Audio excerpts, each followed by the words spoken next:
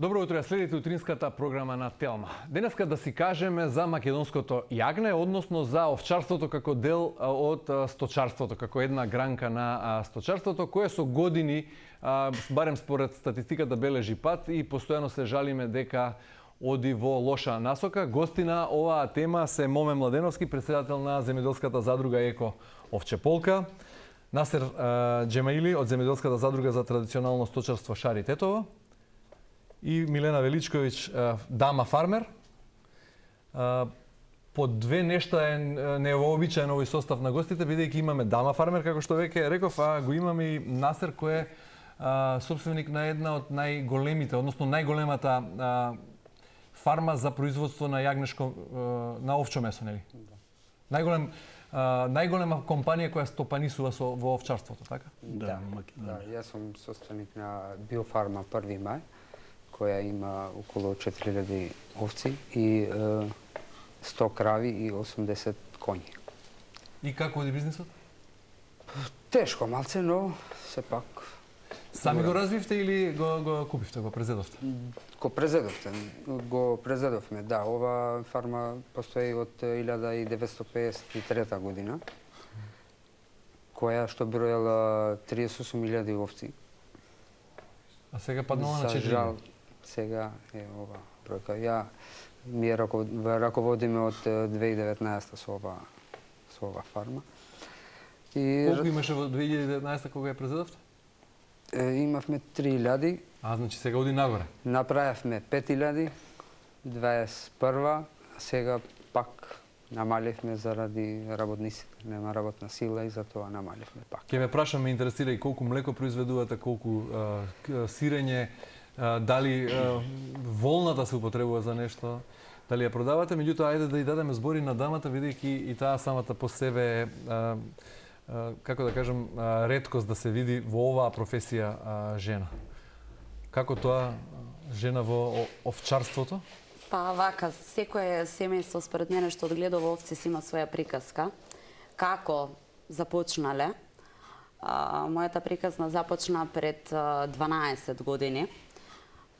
Имавме еден таков немил настан во семејството, татко ми се повреди, остана инвалид. Му ја ампутираа ногата и се веќе така навечер доаѓа тој до идеја. А од секогаш ни беше желбата да се вратиме некогаш на село и секогаш си зборуваше тука ќе си направам викендичка, таму ќе си живеам. И тој доаѓа до идеја, а зошто ние да не чуваме овци? И го поддржавме во таа идеја, почнавме со 60 на јагниња и денеска значи имаме околу 300 овци, сите четворица сме вклучени во одгледувањето, како што кажа пред малку и Насер, дефинитивно има проблем со работната сила. Не може да се најде работници. Добро, но генерално како вовец, среќа во несреќа, значи така, и сега сте тука каде што сте. Да. Секој си има своје задолженија на фармата? Така, секој си има своји задолженија и една љубов, една истреност. И кога имаш еден таков пример, зошто јас, например, како млади брат ми сме вклучени во тоа, имаме таков пример, човек кој што е борец и ние издржуваме и се бориме, иако се тешки условите дефинитивно. Купивте 60 јагниња, сега сте со 300? 300, да. Добро, далеку сте од Насер Џемаили, меѓутоа... Ќе ме стигне како почнала. Како сте почнали, добро е, со сите предизвици. И првото прашање за господинот Моме Младеновски, некако стана обичај, традиција меѓу двата Великдена оваа година, така се погаѓа, по католичкиот, а пред нашиот православен Великден, да ве прашам, ќе има ли јагнешко доволно и за секое семејство кое ќе сака на трпезата да така да го одбележи Великден? Добро, благодарам. Прво да ги поздравам гледачите на Телма телевизија и посебно ми е драго што вака се вклучуваме една благодетна гранка да ја промовираме преку медиумиве и да помогнеме на нашите потрошувачи да дојдат до квалитетно јагнешко месо. Иначе конкретно на одговорот, годинава пазарот нешто е презаситен за извоз, тешко се извезува веќе, така да ќе има доволно јагнешко месо во Македонија. Сега моментално откуп немаме, мирува состојбата, вајда се чека 2 недели пред Великден да дојде, пошто Великден е католичкиот и православниот малце се раздвоја скоро месец дена и тука се случува една состојба малце јагнињата да прераснат, за месец дена се создава поголема тежина. Ајде уште малку ќе ми дозволите две подпрашања. 300 до 450 денари за килограм жива мера или 800 до 900 денари месото во месарница може да се очекува. Оваа цена е проектирана за оние кои ќе сакаат да си дозволат јагнешко, и во таа смисла јагнешкото ќе биде луксус. Ако еве ќе се сетите и вие, минатата година пред Великден зборувавме, тогаш цената беше висока, но беше 540 денари за килограм. Што се велите, презаситен е извозот, нема да излезе, но сепак е цената висока. Види, сегашнава цена еве откуп нема, се нуди од 210 до 240 жива мера, зборуваме. Имаме сугариња, имаме повозрастни јагниња, потешки, иначе моменталната цена во месарите е од 550 до 670 денари. Моментално сега што се продава, сега не може, мислам дека има доволно јагниња и цената не се очекува да се покачи. Иначе очекувањата беа поради опаѓање на бројот на овциве, дека еве цената шом има мала понуда, дека цената ќе отиде. Така да ова предвидување не верувам дека ќе се оствари барем за оваа година. А зошто не оди извозот како што треба, или како што е секоја година македонското јагне најбарано во Италија, во Германија? Што се случува? Кој ни го зема пазарот? Пазарот ни го земаат веќе поразвиените држави. Тука е Романија, Србија, Бугарија, настапија со повисоки субвенции, одат со подампинг цени и нормално се освојува пазарот. Меѓутоа се сеќавам, не беше така одамна, мислам дека во текот на оваа година, меѓу двата Великдена, значи меѓу оној во 2023 и овој сега што предстои, имаше на некој начин трговска војна, односно напади од страна на Бугарија дека македонското јагне не е според европски стандарди растено и огледувано, и поради тоа е толку поевтино од бугарското јагне. Значи нашето јагне е сепак поевтино. Зошто ни го зема Бугарија пазарот? Како успева со повисока цена да пробие? Бугарија успева со европските мерки што ги има, агроеколошките мерки, организацијата на Сојузот е појака во Бугарија, отворениот европски пазар е посилен, значи, плюс отвори еден канал за извоз на Блискиот исток во, не знам, Дубај, во тој дел, нели, кај што се бара крупно големо јагне. Еве кај нас се гледам доста припремат од гледувалишта кои ќе дотовуваат јагне меѓу 30 и 40 килограми жива мера за Блиски исток. Србија го има канал за Либија и за Израел извезува, од Свилајнац извезува огромни количини, по 6000 јагниња во една тура извезува. Така да тука, али јас сепак мислам дека нашево треба да продолжи брендирањето, да се препознава како македонско и веќе имаме некоја перспектива и на странскиот пазар и на домашниот. Еве, Насер, вие од вашите 4000 овци, колку јагниња имате моментално, например, на располагање? Ние ги дадовме јаганците за оваа година. Каде ги извезовте или? За Италија одат. Италија? Да. Ги купија сите? Сите и нема. И нема доволно? Тражат, да, но тие италенците тражат прва класа јаганци. Но имаме... Нашата која класа? Имаме друг проблем со овие, со цената на јагнешкото. Ова година најдовме еден нов трговец што сакаше да влегува во пазарот кај нас, преку нашата задруга Шарицетово, и најдовме пласман во Италија да ги продадеме преку задруга, но за 20 денара повисока цена од овие нашите што ги купуваат. Но кога почнавме да направиме договори, сите не одбија, кланиците не одбија, дека не гледа како конкуренти и после тоа ќе не може да диктира цена. Овој е многу проблем за сите сточарите. Сега рековте сите јагниња ги дадовте, има побарувачка од домашните места? Има побарувачка, но како што спомна и господин Моме, сега јаганците се пораснале многу, затоа на време немаше пазар и тие не можете да ги извезете на Блиски исток? Не. Не бараат такви? Не, тие барате само првата класа. И сега нормално ги купуваат со ниска цена, 210, 220. Така да. Милена, вие имате јагниња за извоз или нема доволно? Ние претежно на домашниот пазар нашите јагниња ги пласираме, дел, значи, одат, меѓутоа не знам како така не се случи да постојано дома доаѓаат луѓе кои што имаат навика за јагнешко, да си купат. На прва рака? Да. Тоа се главно приватни Така, приватни лица, семејства, домакинства, домакинства, да. не се значи Да. месарници, кланици. Не, не. За собствени потреби За си собствени набавуваат потреби, луѓето. Да. И колку оди кај вас цената? Како е цената ете така за Така, значи некаде околу 260-270, значи во овој момент жива мера. реална е цената или ниска?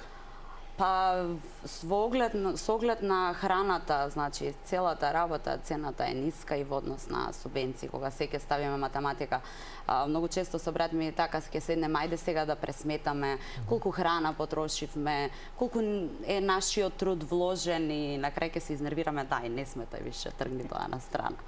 И така да не е доволна цената. Вам вие секогаш цената ниска, на купувачите секогаш Секогаш има висока. висока, така. Меѓутоа, велите со оглед на импутот што во влезната цена, цената не е реална. Не е реално. Сепак останува нешто? Види, сега сакав да навлагам ја на Милена. Ние имаме друг проблем сега со овие со цената, пошто ние законски мора да ги продадеме у кланица. И ако најдеме некоја повисока цена, како малите производители што се, да продават у куќен прак, како се рече тоа. Вие морате во кланица, вие можете и на индивидуални... Не, Сега- сите мораме. Сега сите Пошто мораме оваа година. Пошто ги изгубиме субвенциите, главната мерка на субвенции ги изгубиш ако не продаваш над Јасно. 50% у кланица. Но има што ни барат по 300 денари. Ни го плаќат килото, но не можеме, пошто на другата страна ќе го изгубиме. Муштеријата. Не, и субвенциите ги губат. Субвенцијата. Да, мора, врзани сме. Ова треба да се коригира, со Министерството треба да се донесе нов закон за да не бидеме Ајде, кога врзани стане со уште тоа. малку за процесот на производство, односно на одгледување. Дали, например, на ист начин вие со 4000 овци и вие со 300, на ист начин ги храните ги овците? Исто ли са храната? Од исто ли место набавувате храна? Бидејќи, еве Милена вели, кога ќе пресметаме колку е храната за... А колку се ниски субвенциите, односно како ги добивате, не се исплати. Не се исплати. Но Со што ги храните овци? Не се исплати и ако не произведуваш сам храна. Ние сега ова година сме почнале да произведуваме и сам, пошто гледавме дека не можеме само да купуваме или така. Зедовме со концесија државна земја и сами го обработиме, произведуваме Сточна храна? Сточна храна, да. А има ли доволно пасишта? Нели овците се хранат и на пасишта меѓу другото? Како функционира тој синч? Пасишта има, но и нема. Зошто? Зошто сите сега се пошумија. Од нема овци, заради тоа и сите пасишта се затворени. Не е како порано што било, ќе дојде СИС за пасишта, ќе ги чисти или Министерството ќе земат некоја акција. Сега нема доволно ниту пасишта, ниту овци. Ниту овци, ниту пасишта. И со овие имаме голем проблем. Милена, вие со што ги храните овци? Бидејќи еве Исто населе и- поголем, па си произведува сам. Да, исто и А и ние вие? произведуваме, меѓутоа и цената на производство е многу блиска до дали таа храна ќе ја дадеш на собствени овци или ќе ја продадеш, значи пак чини и тоа производство. Така да и ние произведуваме, значи жито, сено, тетелина, се што е потребно, значи во зимски услови секако многу повише треба храна, не секогаш се на пасишта. Пред јагнење исто така, во процес на доење овците исто треба А она поголема класично количина на вадење храна. овците на пасиште, има нешто такво или не? Како? Изнесување на овците на стадото на пасиште, на лива да оди да пасе таму цел ден. Да. Се, мама секако вечерта кога ќе дојдат, кога треба да ги Мора дојдат дополнително. јагнињата, пак дополнително им се дава храна. Моме, во 1998 година Македонија имала околу 2,5 милиони грла. Таква статистика успеав да видам, да најдам. Колку има сега вкупно? Еве, Настер има 4.300 има Милена. Сега што имаме некои податоци, околу 380.000 овци има. Сега, во моментот, што лани беа пријавени, моментално не знаеме колку, затоа што пријавувањето е негде до крај на 6. Пописот од ветеринарите се врши во мај, кога ќе се испродадат јагнињава нели за пазар. Така да негде јас од 88 што работам, 2,5 милиона овци беа. И така Македонија зборуваше, секој нели жител има по една овца. Сега жители колку имаме? 380.000 овци, по 1/4 не може да делиме. Тоа е 10% што сме имали од прилика. Така. До 15%. Иначе да споменеме, ние правиме една работилница, моменталната состојба, нели причините зошто македонското овчарство дојде до оваа состојба. Испремаме една брошура која дава визија за овчарство до 44 година, имајќи во предвид технологијата, модернизацијата, информатичката технологија, дигитализацијата. И тоа го опишуваме со експерти од Балканот и од Македонија. И се надаме дека еве со нови мерки, со нови ентузијазам, со вклучување нели на дамите, жените во ревитализација на села, модернизација, и овчарството би било едно од најголемите економски носители на економскиот развој на села. Како звучи би било подобро од 1998. Па види сега, која земеме у предвид агроеколошките мерки, колегава што зборува за пасиштата, таму е точно предвидено која треба, имаме обука на Шарплајна кај него, точно експерти од Австрија, од Словенија кажа што да остане, што да си чисти пасиштето. Тоа се. Политика нема да спомнуваме и да мешаме партии воопшто, меѓутоа генерално како поддршка од државата, односно од институциите. Статистиката е неумолива кога станува збор за сточарството како бизнис, како гранка. И сега гледам, например, ќе ме поправите вие ако грешам, Насер спомна се вие дека имате и крави. Е сега, например, бројот на млечни крави, молзни или млечни, како? Молзни или млечни, исто е тоа. Млечни крави во 2023 година е намален за 53.000 грла или изразено во проценти пат од 40,3% во споредба со бројот на грла во 2016-та. Значи за 7 години 40% пат. Производството на кравио млеко во 2023 намалено за 165 милиони литри, во проценти исто така 40% пат во споредба со 2016-та. Од друга страна, како мерки за стимулација на сточарството, знам дека Министерството за земјоделство излезе со мерка за поддршка во одржување на ливадите од 6.000 денари по хектар. Тоа е прва мерка годинава само. Така. Се зголемија и платите за овчарите од досегашните 360.000 денари на 620.000 денари годишно. И се тргна критериумот за над 700 метри надморска височина. Да. Дали се во ова како мерка го олеснува вашиот бизнис? Види, го олеснува. Очигледно е дека многу работи се подобри од порано што биле. Но има и работи што треба да се трудат повише Министерството и Агенцијата за директни плаќање. Еве, ја уште не сум земал субвенции до сега. Зошто? Зашто сум имал контрола. Ова не ми е јасно. Зошто не може Министерството и платежната агенција ова административниот проблем да го реши малку побрзо.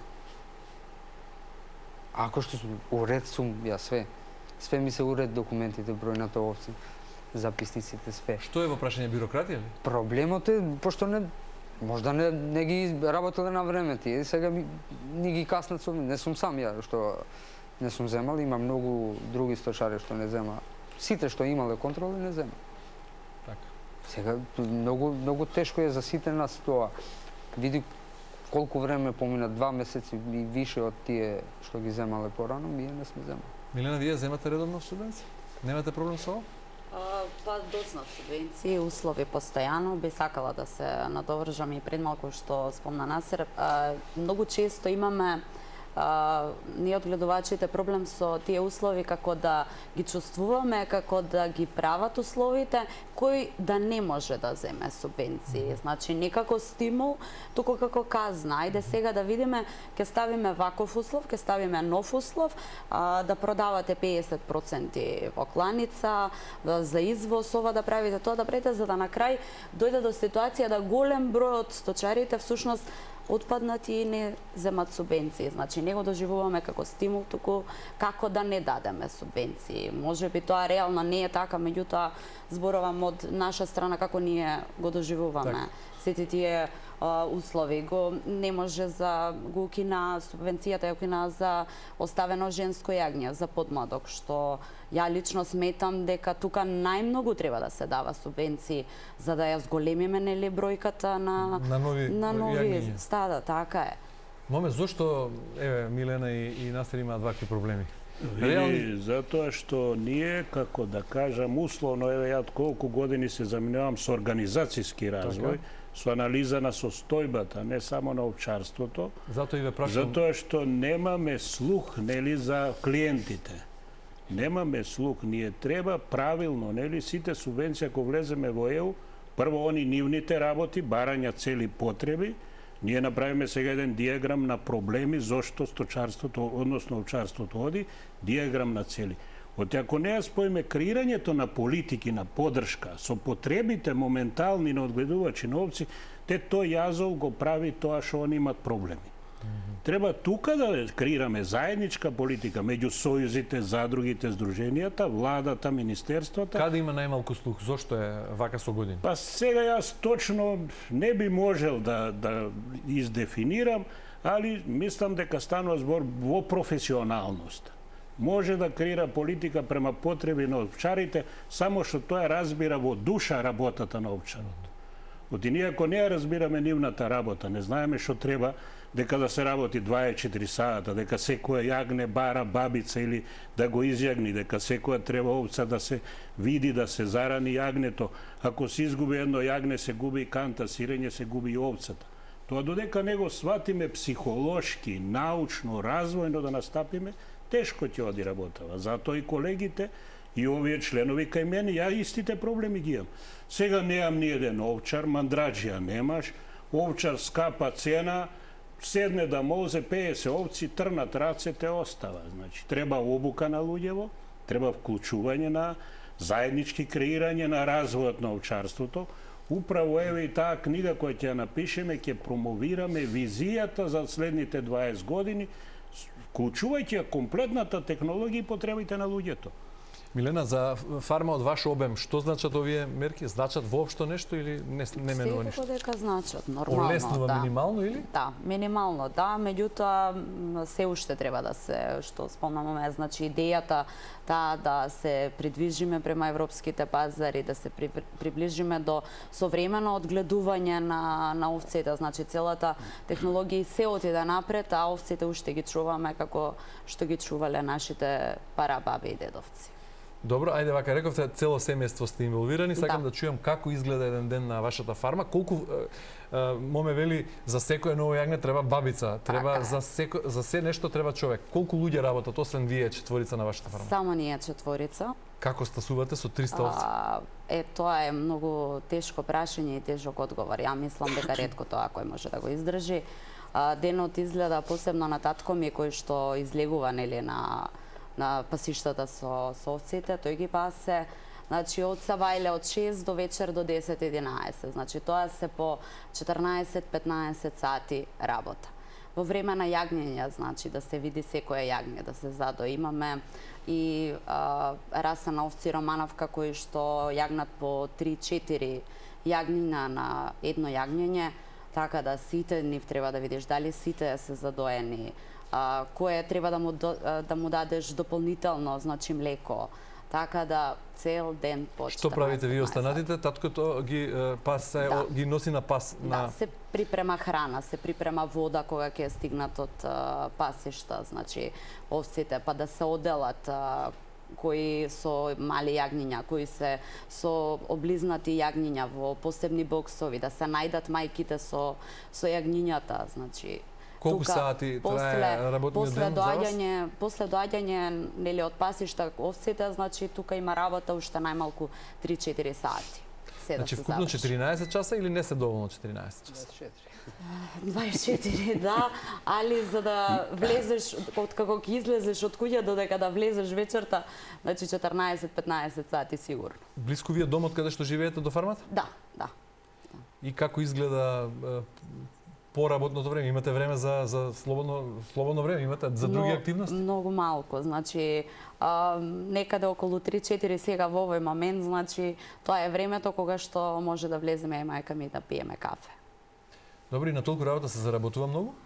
Па тоа е приказната што ја збориме, значи на толку многу работа, на толку многу труд, значи не се заработува доволно, а од друга страна, за да некој на пример започне воопшто да одгледуваш овци и да се занимаваш со земјоделие, инвестицијата е огромна. Треба да обезбедиш многу средства, приклучна механизација, основна механизација, штали, трла, значи за да ги одгледуваш, значи огромна инвестиција која што реално не обезбедува доволен профит за таа. Значи не би ги охрабриле дел од гледачите кои можеби се мислат што не, да прават, не, да се зафатат со овој бизнес. Не. Порано имаше една девиза, секој месар вози убав автомобил, веќе не важи тоа, ниту за фармерите, а не па за месарите, или? Грешам. Па види, ја... Како е кај вас? 4000 овци, колку овчари имате ви? Има све вкупно вработени 25-30. 30, но ние имаме развиен и туризам. Организираме тури со коњи низ цела шара. И таму ни... А и таму имате вработени? Да. А на фармата? 20 секогаш се. Стасуваат со сите 4000 овци?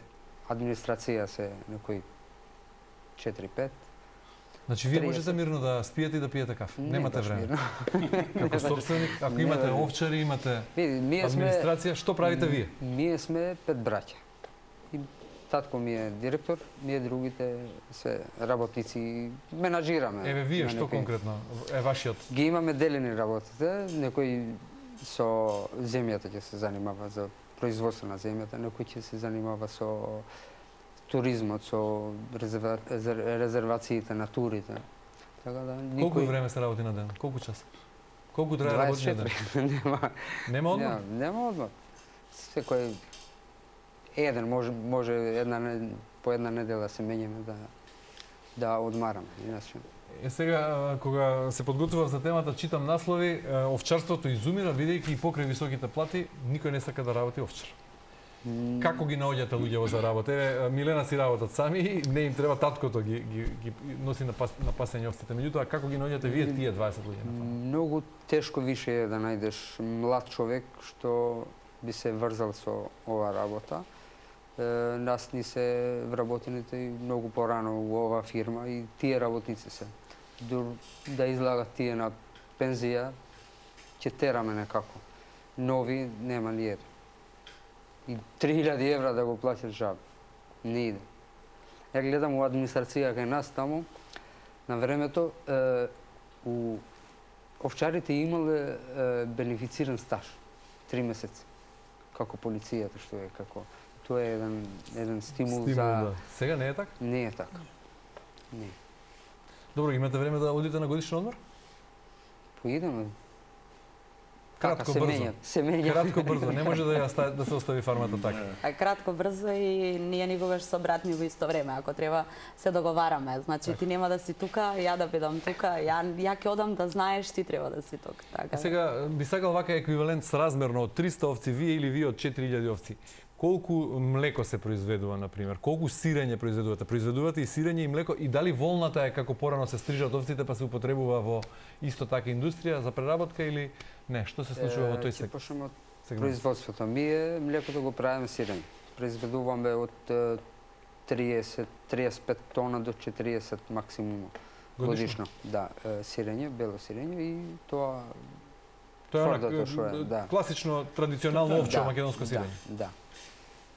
Тоа и месо, друго не произведува.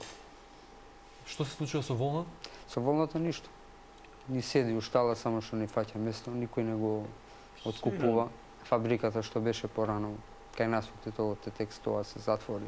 А некои други за извоз нема? Нема ништо. Какви се светските трендови кога станува збор за волната со овците? Сега види, за волната треба самите одгледувачи организацијски да развијат методи на преработка, доработка на волната. Сега ние имаме некој искуство Словенија од Холандија. Таа нормално се пере, се влачи, се чешла, се селектира.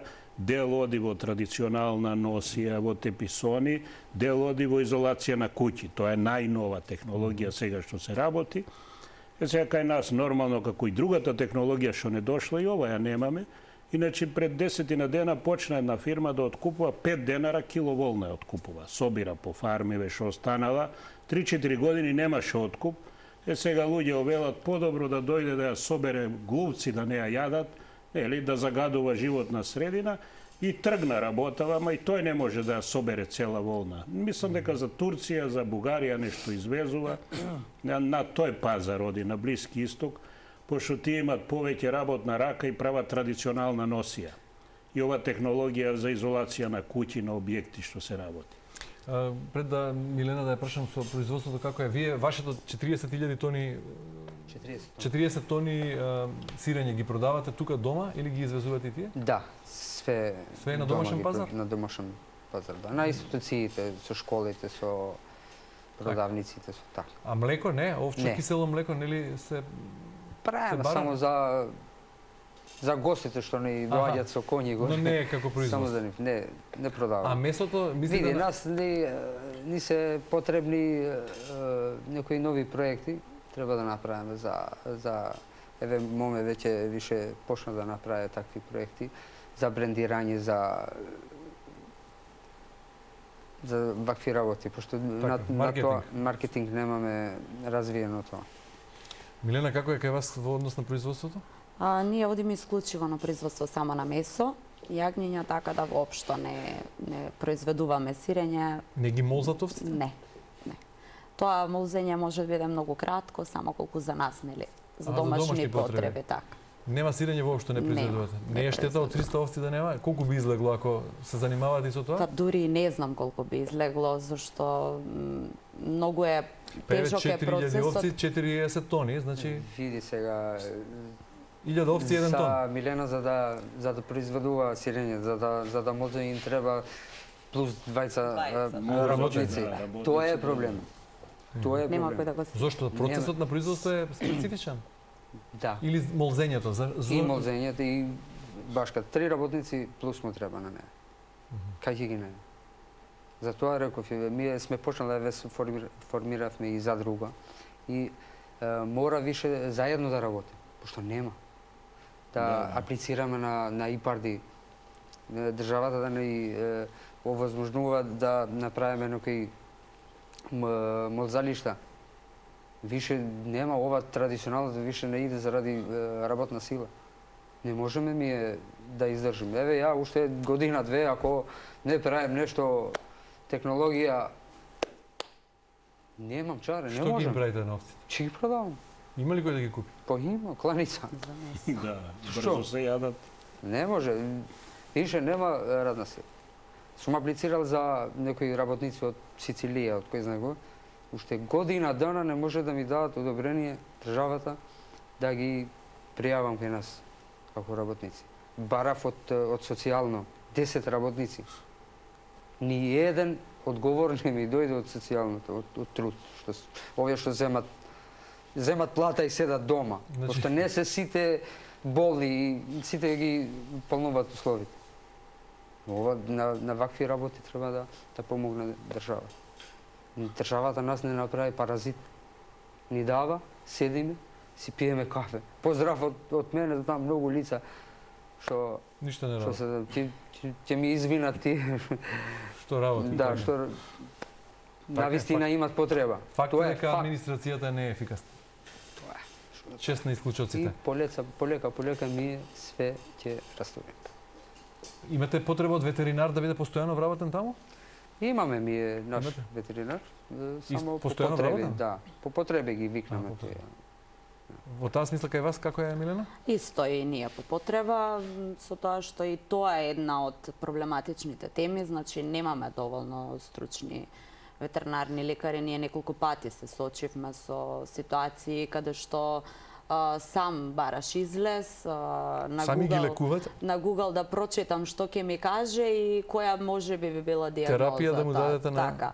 Значи, пред 2 години бев принудена да одам у аптека, да купувам електролити, самата да пробувам, да ги спасам јагнињата. Значи, ќе дојдат, ќе ги боцнат, имаат пролив, добро, ни зошто, ни од каде, ни како.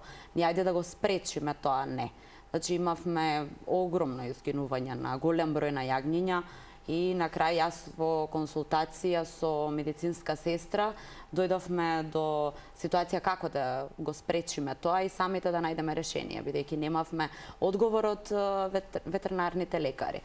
Така да, освен значи, што треба да се обрне внимание од страна на државата во развојот на целото, значи, земјоделие, овчарство, сточарство, значи, мислам дека треба да се обрне внимание малку и на стручни ветеринарни лекари, можеби да им се дадат некои повисоки стипендии, да стварно имаме лекар кој што ќе дојде, тоа е сепак животно, треба да веднаш да ја постави самиот диагноза, не може да ни каже ни што го боли, ни како му е. Темава е многу интересна и навистина би сакал да имаме повеќе време. Еве, пројавувам интерес, ако дозволите се разбира, да снимаме и на вашата фарма и на двете фарми, да дојдеме да видиме како изгледа тоа на лице место. И да дојдете, добро дојдеме сте. Ќе имаме дојдеме што да ви кажеме тоа.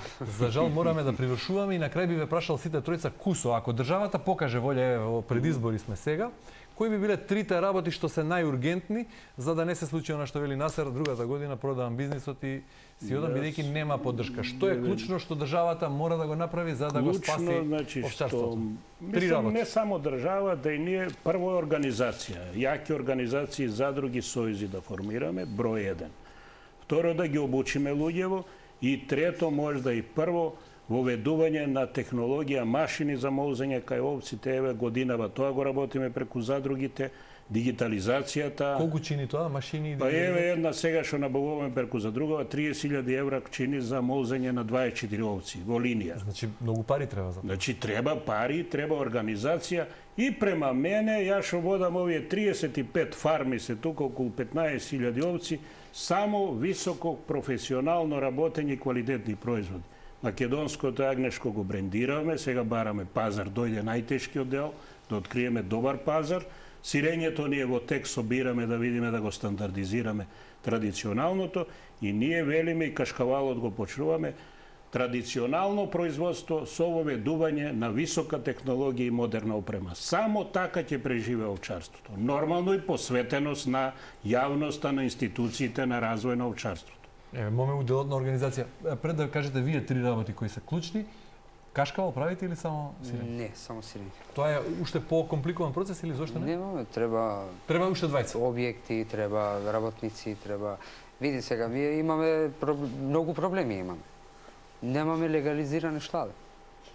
Каде што не можеме ние да аплицираме на ИПАР. Имаме административни проблеми. Ние не барам, пари има од ИПАР. Не знаеме да ги земеме? Не, знаеме да ги земеме. Не сме спремни, државата не е спремна да донесе закон за легализација на фарми. Закон за пасишта, уште 10 години више колку има. Нема закон за пасишта. Не сме ние тие што треба да го донесеме тој закон. На вакви работи треба да ни помогне. Ние више, новата генерација, више знаеме и сами проекти да направиме и правиме. Но не сме спремни со документација. Тоа ни треба нас од државата. Добро, Милена, вие како заклучок?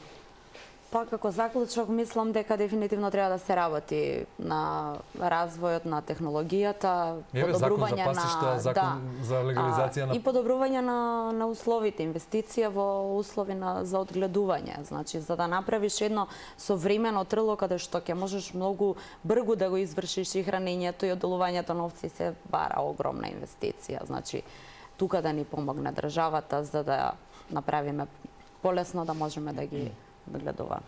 Милена, да? Технолошки стигнаме кај што роботите веќе молзат, роботите хранат, роботите чистат шталите. Значи, тука е перспективата, останува нашето традиционално вековно илјадници години пред тоа и модернава технологија, мислам дека овчарството брзо ќе тргне и младиве ќе се привлечат, затоа основно дека храна, одржување на природа, храна и туризам за луѓево. Ја мислам дека модерниот туризам, еве ние планираме преку оваа задруга да направиме 3-4 печењари у Македонија, да на луѓево не ни е досадно сабота, недела, на веб страна ќе видат, доаѓат јагнешко, да јадат, да уживат, чист воздух. Мислам дека тоа е перспектива. Милена Настермоме, ви благодарам за учеството во емисијата. Ви посакувам уште многу ентузијазам да си обстоите во бизнисот и да го развивате. Благодариме Благодариме на поканата. и среќни празници на сите корисници на Благодариме, агнешко ќе дојдеме и месо. на фармите да видиме како тоа функционира од близу. Да, може. Почитувани, благодарам за вниманието со кое не следите. Останете со нас, продолжуваме со редовните содржини во утринската програма на Телма.